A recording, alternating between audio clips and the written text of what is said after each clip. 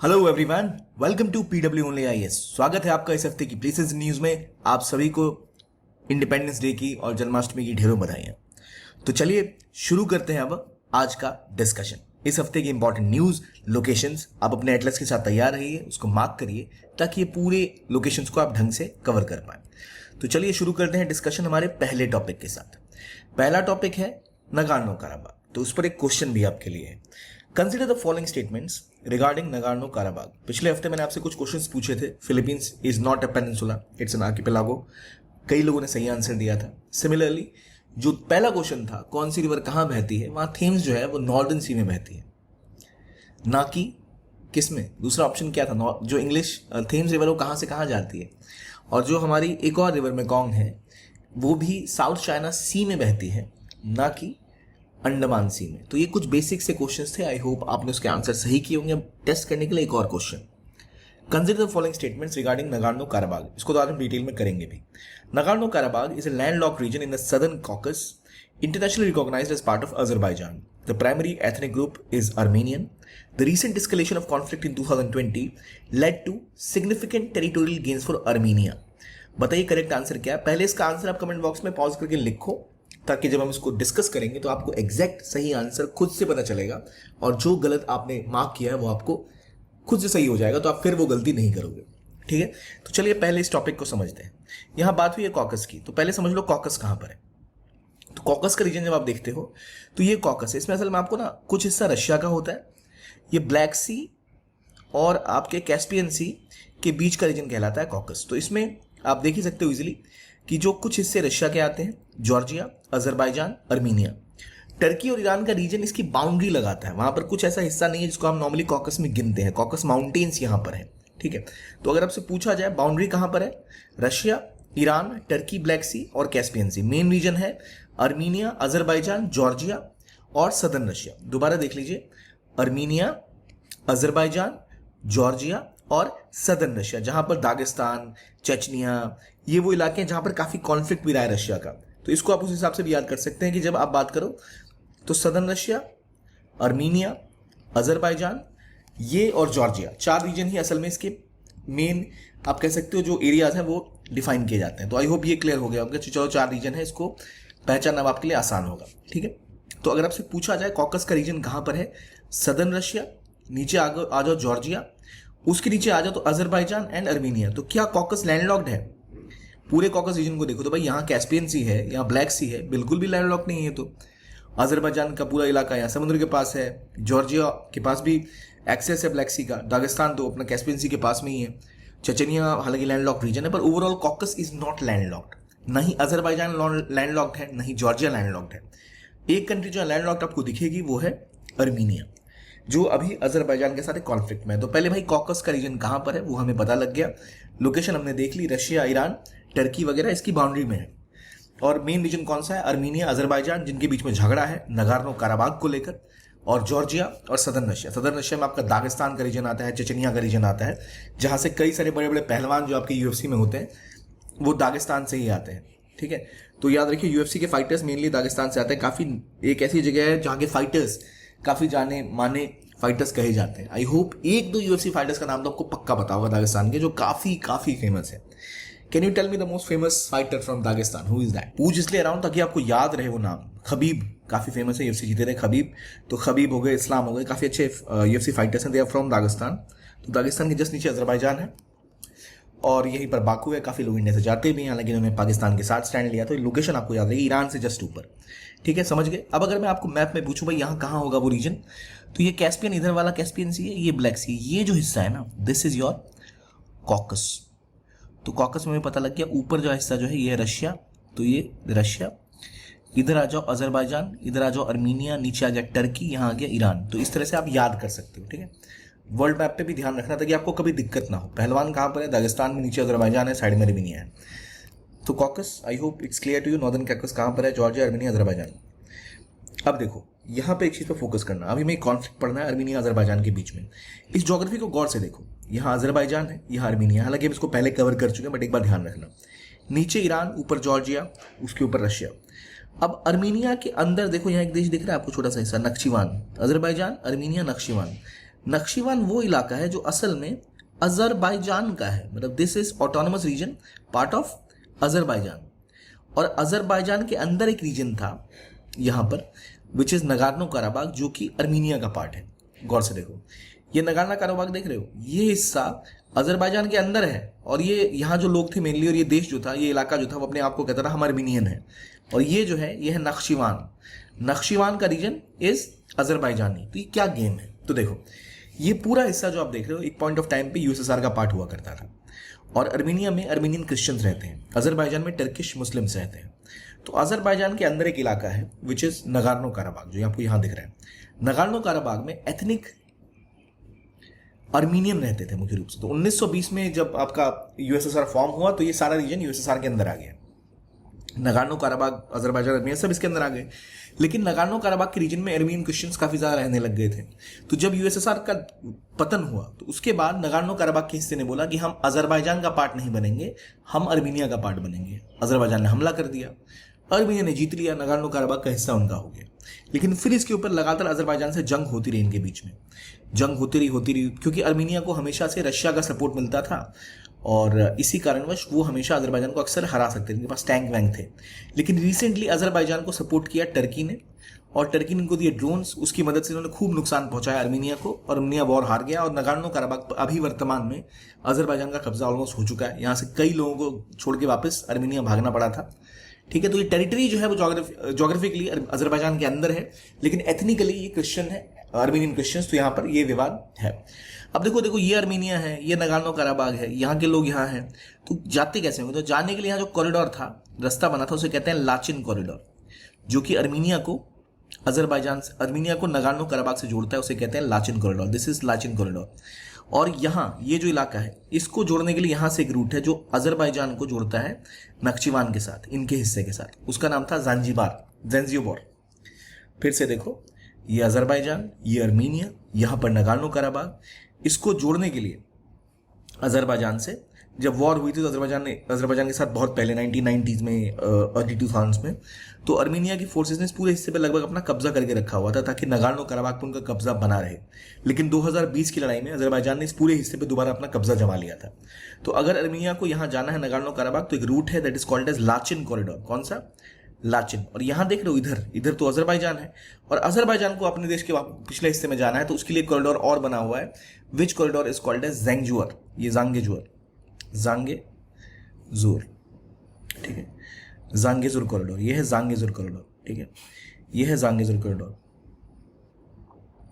ये पूरा कॉरिडोर ये बनाने की ऊपर कोशिश कर रहे हैं, ताकि केस ये है ना कि अर्मेनिया जो है इसका एक दोस्त है यहाँ पर। अर्मेनिया का दोस्त पता है कौन है? ईरान। आप कहोगे अर्मेनियन तो क्रिश्चियन कंट्री, इसका दोस्त ईरान कैसे? इसका दोस्त ईरान है। तो यहाँ पे ईरान बहुत ट्रेड करता है अर्मेनिया के साथ। इसको रोकने के लिए भी अजरबैजान फिराक में कि भाई यहाँ पे हम एक कॉरिडोर को, ज़ैंजिबार को और ज़रा बढ़ा देंगे ताकि इस पर कब्जा हमारा हो सके। तो वर्तमान में अगर आपसे पूछा जाए कि भाई कहाँ पर क्या है, तो एक कॉकस कहाँ पर है ये आपको पता लग गया। कैस्पियन सी और ब्लैक सी के बीच का हिस्सा कॉकस है, उसमें 4 देश आते हैं, जॉर्जिया, अजरबैजान, अर्मीनिया और सदर्न एशिया का हिस्सा, जिसमें आप दागिस्तान वगैरह को गिन सकते हो। कॉकस में 2 देशों के बीच में भिड़ंत है, एक है अर्मीनिया, एक है Azerbaijan. Azerbaijan is Turkish Muslim, Armenia is Syrian Christian, Armenic Christians.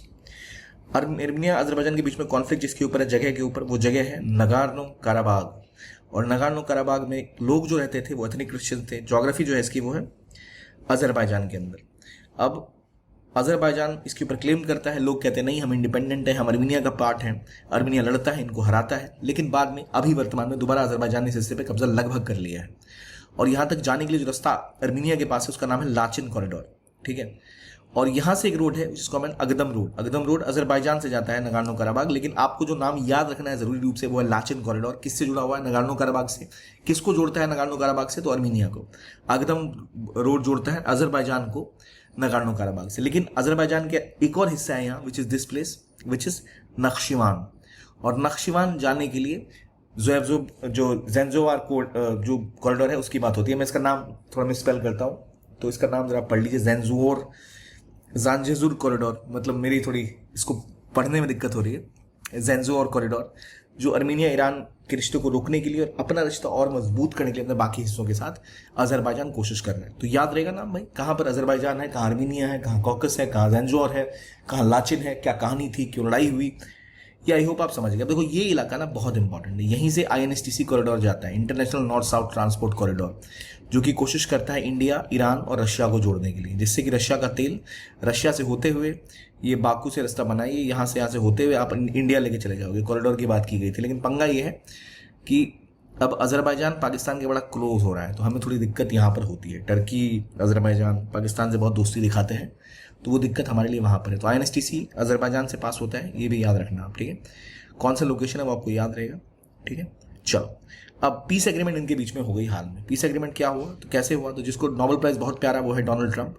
Donald Trump ने इनको बुलाया और एक पीस ट्रीटी कहा हमने करवा दी। अब पीस ट्रीटी के तहत ट्रंप ने बोला है कि अब कोई किसी के खिलाफ हिंसा नहीं करेगा और कॉकस में शांति बनेगी, और इसके लिए ट्रंप ने कहा कि हमें एक रूट चाहिए, अगर हमें यहाँ पर एड पहुँचानी है तो एड पहुंचाने के लिए Trump route for international peace and prosperity की बात की गई, जो सदर्न कॉकस में उनको एक ट्रांजिट कॉरिडोर देगा। अब सवाल आता है सदर्न कॉकस कहाँ पर है, तो पहले वो देखने का, देखो कॉकस, इसमें सदर्न कॉकस नीचे का हिस्सा जो है यहाँ वाला, अगर इधर उनको एड पहुंचानी है तो इसके लिए ट्रंप का ट्रांजिट कॉरिडोर उनको मिलेगा। और दोनों ही देशों ने बोला है कि अब एक दूसरे के खिलाफ हिंसा नहीं करेंगे। That is Armenia Azerbaijan piece agreement, जो डोनाल्ड ट्रंप ने कहा कि भाई हमने करवा दी। हालांकि 2020 में ही टर्की और रशिया ने बात करवा के इनका झगड़ा थोड़ा सा बंद करवा दिया था, थोड़ी बहुत दिक्कतें अभी भी और थी, तो वो ट्रंप ने भी अब थोड़ी अपनी तरफ से कोशिश की कि भाई हमको नॉबल मिल जाए, ये कहानी खत्म हो। तो वो कहानी अब खत्म हो गई। आई होप आपको याद होगा अर्मीनिया, अजरबैजान, नगार्नो कराबाख, ज़ेंजोर, लाचिन और कॉकस का रीजन कहाँ कहाँ पर है वो आपको याद होगा, ठीक है। चलिए अब बढ़ते हैं अगले टॉपिक पर तरफ, लेकिन उससे पहले एक इंपॉर्टेंट इन्फॉर्मेशन कि अगर आप चंडीगढ़ से हैं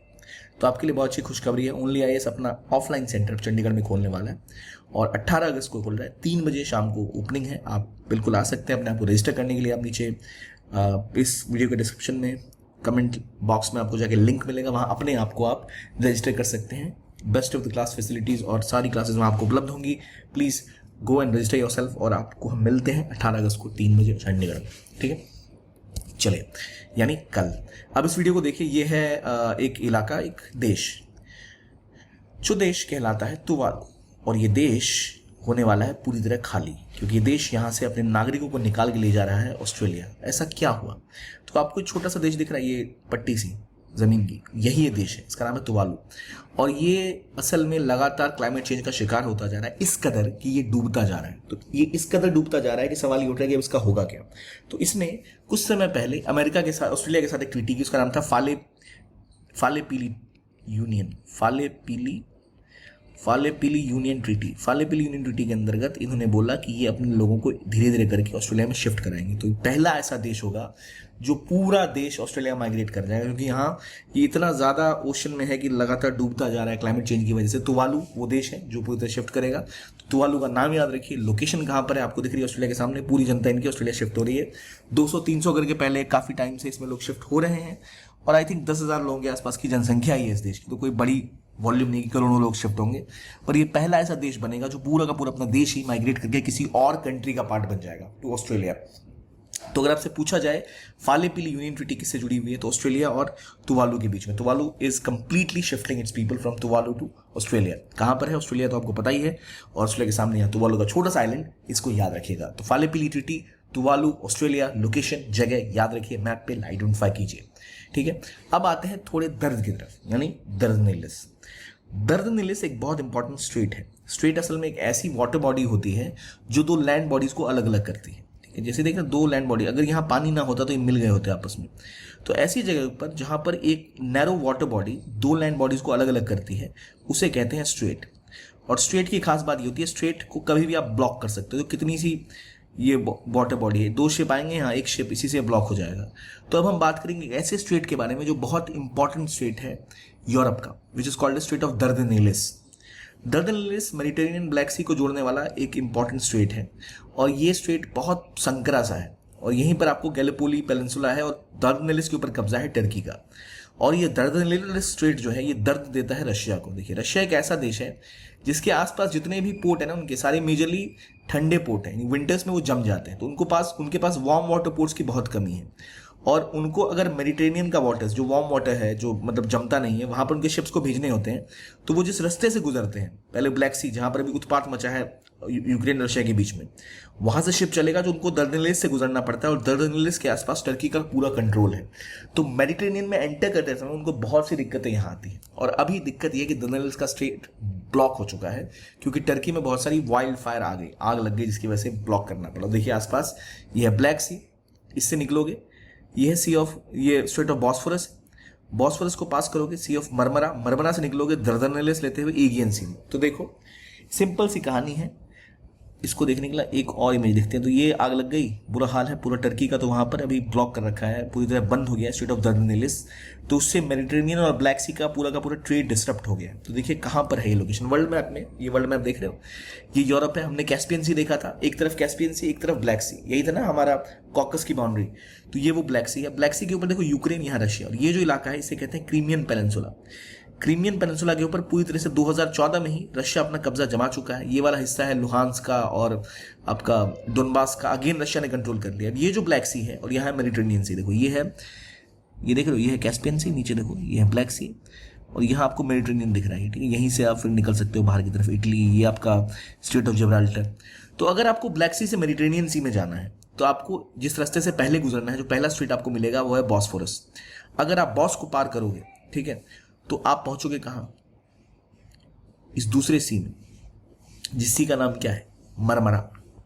मरमरा, मरमरा के बाद आपको मिलेगा दर्दनेलिस। मरमरा से बच के निकल गए तब भी दर्द मिलेगा, और दर्द से निकलोगे आप कहां, पहले बॉस, फिर मर, फिर दर्द, और फिर पहुंचे आप एगन में, और यह है एगन सी। तो यह है एगन सी, ठीक है, एगन सी, दर्दनेलिस, मरमरा, बॉस्फोरस। बॉस्फोरस ऐतिहासिक रूप से बहुत इंपॉर्टेंट है। असल में ये वो हिस्सा है जो टर्की का, वो हिस्सा जो यूरोप का पार्ट है, इतना ही टर्की यूरोप में है, बाकी पूरा का पूरा टर्की एशिया में ही है। तो बॉस्फोरस के साइड वाला इस्तांबुल का रीजन, ये पूरा बहुत हिस्टोरिकली इंपॉर्टेंट शहर और जगह है। ये पूरा का पूरा हिस्सा इस part of Europe and rest of it in Asia.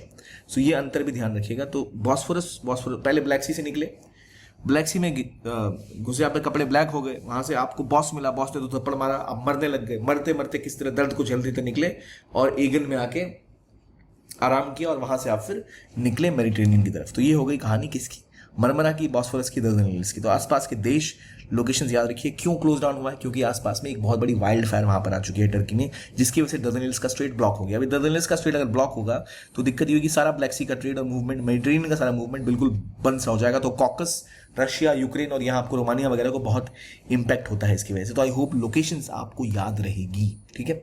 चलिए, एक और जगह जो न्यूज में थी वो था हरियाणा में हड़प्पन साइट है, और एक हड़प्पन साइट लगातार न्यूज में है, जहां पर पता लगा है कि शायद 3500 साल पुराना हमें कुछ जो चीजें हैं वो देखने को मिली है।